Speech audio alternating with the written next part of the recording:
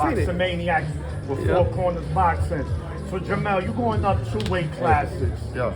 And your walk around weight is about what? 170, 175? I don't tell nobody my walk around weight. All right. So weight won't be an issue come fight night.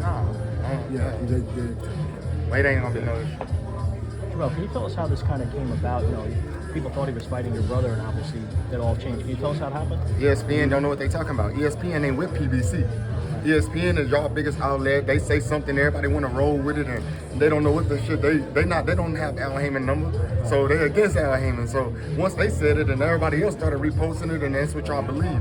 Y'all gotta hear from the real sources, which are the fighters or the companies that put it out. So once y'all seen that Canelo posted it and we posted it, then y'all realize like, oh, it was something different. But at the end of the day, I don't even know if they was in talks or wanted to fight my brother or cared to fight him, but I knew that what I had in play. I was on vacation and I was working deals and getting things done, and you know, we got that deal done, and it is what it is. Jermell, can you talk about the fit right there, man, in terms of styling out for this press conference and how you look good, feel good? How was the style with that? Making a decision there. I just put on whatever I feel comfortable wearing. You know, it gives me a warrior feeling, and so it feels like it make me feel like I'm a Spartan. I'm ready to go to war now. So it is what it is. You always drift out. Yep. And that was a respectful press conference there, man, where it was just real civility, just talk about respect and just ready just to get it on, but appreciation. Just your thoughts of how that went. Yeah, I mean, we don't got no argument, we don't got a beef, we don't got no real reason to be going at each other's heads or neck and on a microphone or lip wrestling about anything. And Canelo's a great. I did what I had to do. He did what he had to do. And when you get two legends like that, you make them fight. It almost feels like when Roy Jones was fighting Mike Tyson. Everybody was like, all right, they old, they did what they did, so let them go ahead and see who could win that fight. But if they would have fought in their primes against each other, that would have been a whole different ball field. But yeah, so this moment right now is just a great moment for the whole sport of boxing. Jermell, Jay Hardcore Boxing News. How you doing today, bro? Hey Jay, you know what? Hold on 1 second, boss. Let the beat writers go first. Is for the beat writers. Last fight you did a great job of taking like the Stein was left hook. Yeah. Is there anything you're looking to do here now without giving away strategy? Anything in your training you're looking to take away the right hand, right cross, anything in particular? We gotta annihilate everything he throws. That motherfucker good. That motherfucker gonna throw all kind of heavy punches and hard shots. So it's all about being patient and watching everything that's happening and studying the game real heavy. It's about preparation. Who fight is being winning to risk it? What do you consider to be the risk in this fight? Take that chance, leap of faith. You know, use my ability, that's great, and he used his ability, that's great. So, whichever one matches, or who pulls it off first, the win. Jermell, a victory at 168, would you consider staying at 168, becoming undisputed? Would you consider that weight class? Not really, not necessarily. I want to be in the lane of my own. So I'll go wherever I gotta be placed, but you know, making history at this weight will be a fascinating thing. I'm pretty sure if I beat him, I'm gonna have a rematch. So I'll be here for a little bit, but then I'll, you know, go back to the shoot towards that, the haters that's talking to me a little bit down the list. See if they gonna move up and come fight me up wherever I'm at. It could be 160, it could be 54, but I want to knock whoever out that was running their mouth. That's it. And speaking of There's a rematch clause in the contract?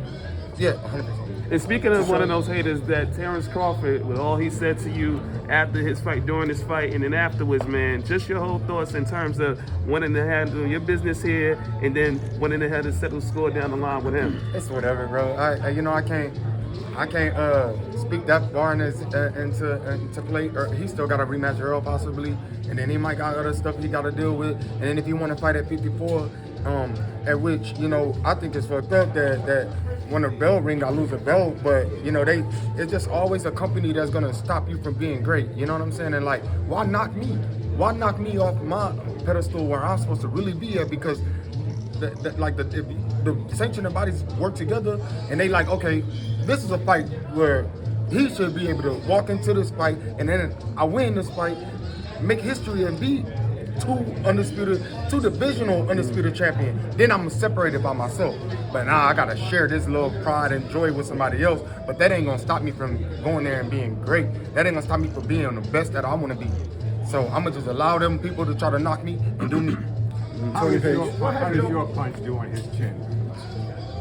we gotta see it on September 30th, man. My power is for real. And one other thing, you said some of the organizations, as soon as you step in the ring, you lose the belt. Is Yeah. that fair? I think it's unfair. You know, the WBO been at my neck for a very long time. When I injured my hand, they was, hey, you need to submit this. I'm going back and forth to the doctors, having to do fucking CAT scans and MRIs and all kind of shit. And like, they didn't believe it at first, but when somebody else get hurt or something, they just allow the shit to just be what it is. So I feel like if they really cared or really, if they rocked with me, they would take my X-rays and MRIs and all of that and assess it themselves instead of trying to like hassle a dude, you know what I mean? So I feel like it's cool, whatever. I'm still undisputed no matter what. I'm undisputed to my children, I'm undisputed to my family, I'm undisputed to the boxing world, and that's it. I'm cool with that. Does that fuel you to be greater? I'm already cool. I got fuel no matter what, you know what I mean? I got fuel. So why do you think there's a two-tier justice system then, that the WBO will allow certain fighters, hey, we believe you and give you a hard time? I assume you sell products, so why would they, that would make no sense. And I pay my fees. Yeah. Right. I pay my fee to them, and I treat them good. And if they ever needed something from me, So what's I'll the be reason there for them. there? I don't know, bro. They got their own favoritism. Everybody do. Just like half of you writers, they got y'all favoritism. It's cool. I ain't tripping on that. I can't be here fighting with all y'all. I can only fight one person. You know what I'm saying? So I'm just gonna give the writers their respect.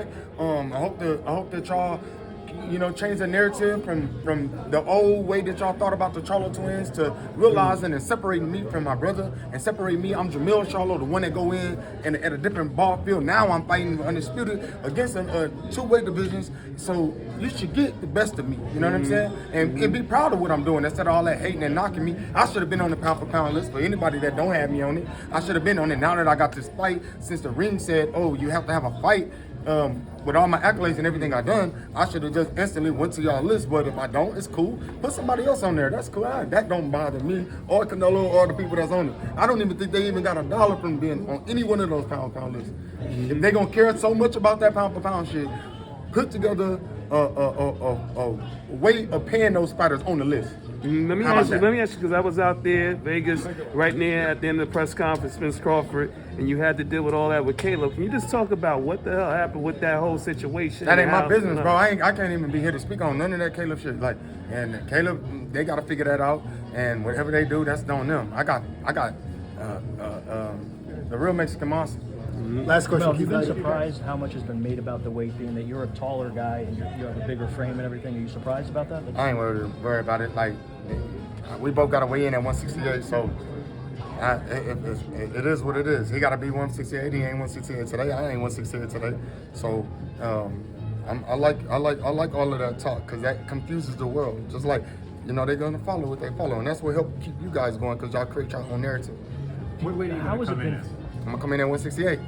How has it been for you in camp so far that you don't have to get all the way down to 54? How much better has it been? I'm gonna feel good. I know I'm gonna feel good. I'm gonna have fluid on my brain anyway. No, not in the bad way fluid. You're gonna have not dehydrated. Right. Fluid on the brain is a bad thing. Not like that. You feel you need a knockout to get this W in Vegas? I need a win. I don't care. I just need a win, baby. That's history. Thank you guys very much. Thank you.